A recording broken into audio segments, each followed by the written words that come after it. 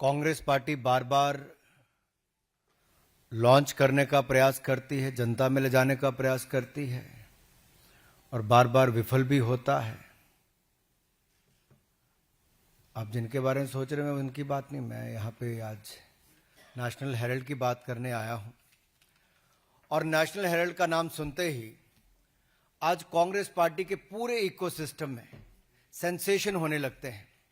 Sensation जैसे कि छटपटाहट, कपकपाहट, धड़धड़ाहट, फड़फड़ाहट, डगमगाहट, लड़खड़ाहट।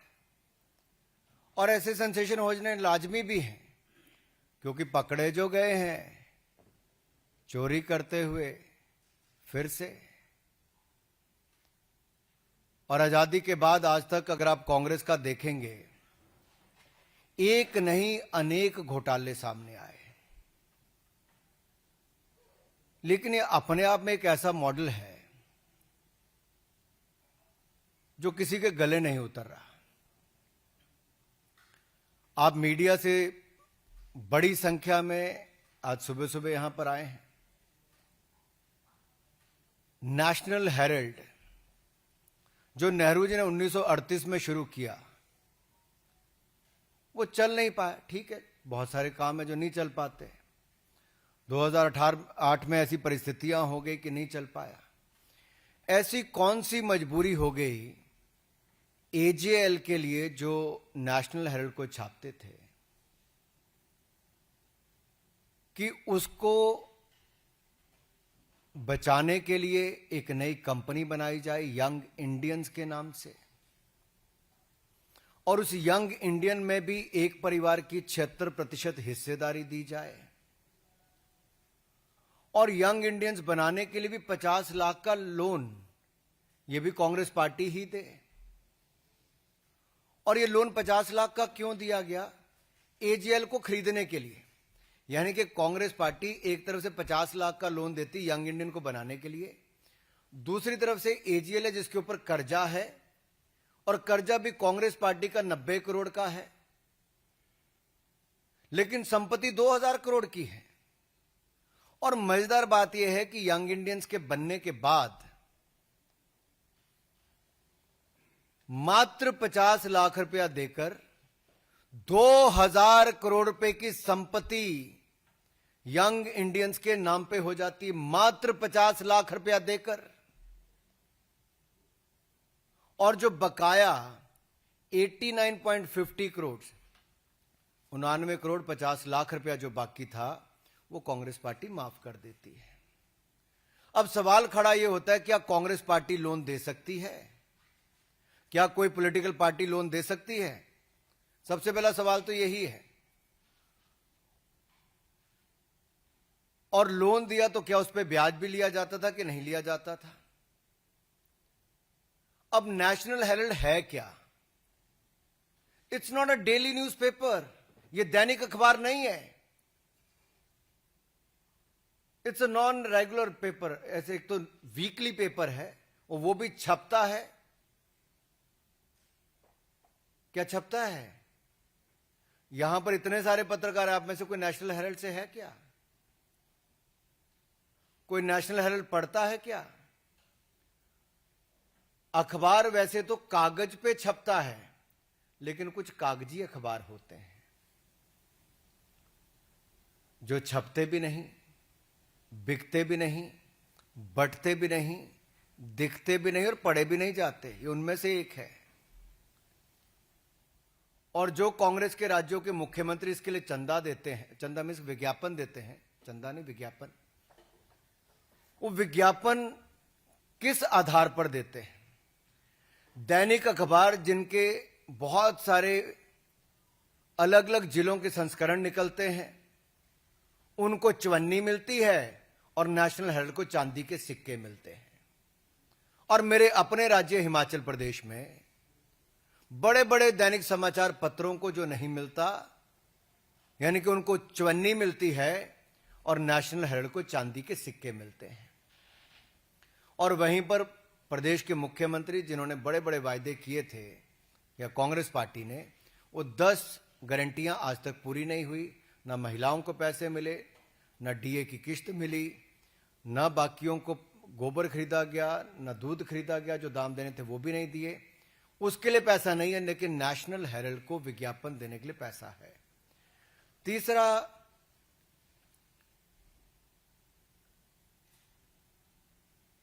ये जो आंकड़े सामने आए, इसके बाद कांग्रेस पार्टी ने कहा नहीं नहीं, कुछ तो खरीद फरोख्त हुई नहीं।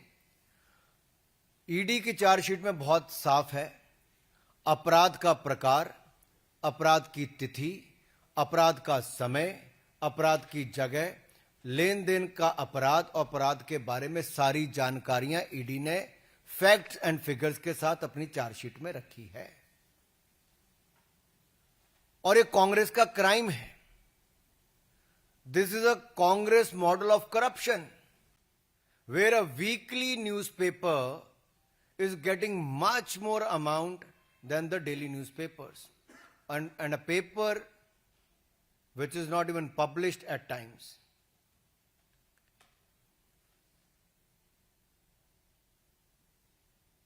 ये एटीएम बनकर रह गया कांग्रेस पार्टी के लिए। क्या नेशनल हेरल्ड कांग्रेस पार्टी का एटीएम हो गया, जहां के कांग्रेस के अलग अलग राज्यों की सरकारें उसमें पैसा डाल रही हैं और टैक्स पेयर का पैसा है। राज्य की सरकारें किस आधार पर विज्ञापन उनको दे रहे हैं, एक तो वो भी सवाल आता है।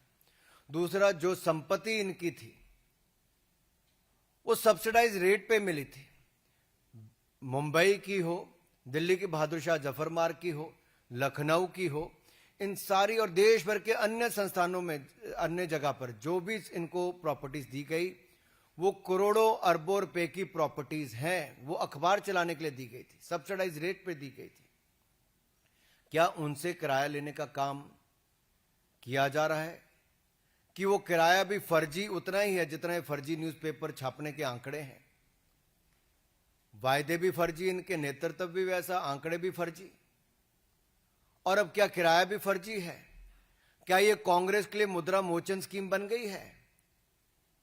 And as I said earlier, is it an ATM for Congress party, where Congress ruled governments are giving money or depositing money through the advertisement?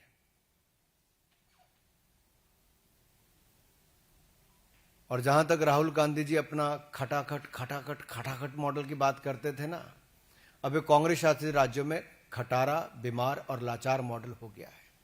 वहां वायदे तो पूरे नहीं किए जा रहे, लेकिन वो सरकारें नेशनल हेरल्ड को चलाने के लिए कैसे विज्ञापन दिया जाए उनसे पैसे दे रही हैं। जनता के सामने फिगर्स आनी चाहिए, कौन कौन कांग्रेस शासित राज्यों से विज्ञापन इस अखबार के लिए दिया गया, कब कब दिया गया, कितना पैसा दिया गया। दूसरा, 50 लाख रुपए में 2000 करोड़ रुपए की संपत्ति का एक कांग्रेस मॉडल ऑफ करप्शन ये देश के सामने आया है। तीसरा, अगर ये अखबार छपता ही नहीं, दिखता नहीं, बिकता नहीं, तो इसके लिए इतना विज्ञापन क्यों दिया जाता है? और वीकली न्यूज़पेपर के लिए चांदी के सिक्के और दैनिक न्यूज़पेपर जो इससे कई गुना ज्यादा बिकता है, दिखता है, उसको चवन्नी देने का काम क्यों किया जा रहा है? क्या कोई राजनीतिक दल ऐसे लोन दे सकता है, चाहे वो सेक्शन 8 कंपनी हो या सेक्शन 25 कंपनी हो? सवाल एक और इसके सामने खड़ा होता है। आजादी से पहले का न्यूज़पेपर है, 1000 से ज्यादा इसके शेयर धारक थे। अगर कांग्रेस पार्टी ने लोन ही माफ करना था तो एजीएल का क्यों नहीं माफ किया?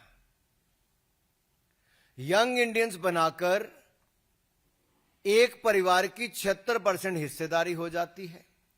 कांग्रेस के 2 पूर्व राष्ट्रीय अध्यक्ष 38% इसके शेयर धारक बनते हैं। यानी कि यंग इंडियंस के टोटल कंट्रोल 76% हिस्सेदारी जब एक परिवार के पास, 2 लोगों के पास आ जाती है, तो कांग्रेस पार्टी इसका लोन माफ कर देती है। अगर ये 1000 लोगों के पास एजीएल रहती तो शायद उतने लोगों का ऋण माफ होता, लेकिन अब तो 2 ही लोग रह गए, जो बाकी 2 थे वो तो स्वर्गवास हो गया, जिनके पास 12% हिस्सेदारी थी। ऑस्कर फर्नांडिस जी और मोतीलाल वोरा जी आज हमारे बीच में नहीं है, लेकिन 12% उनकी हिस्सेदारी थी। तो कुल मिला के आपके सामने साफ है, 50 लाख रुपया वो भी जो कांग्रेस पार्टी ने दिया, लेकिन शेयर धारक बने कांग्रेस के 2 पूर्व राष्ट्रीय अध्यक्ष, और उन दोनों ने 1 रुपया लगाए बगैर 2000 करोड़ रुपए की संपत्ति उनके नाम पे हो गई। This is Congress model of corruption. और देश के सामने जो आज ये 4-5 सवाल हमने कांग्रेस पार्टी से पूछे और वो कई दिनों से उत्तर देके राजी नहीं, इसमें स्पष्ट होता है।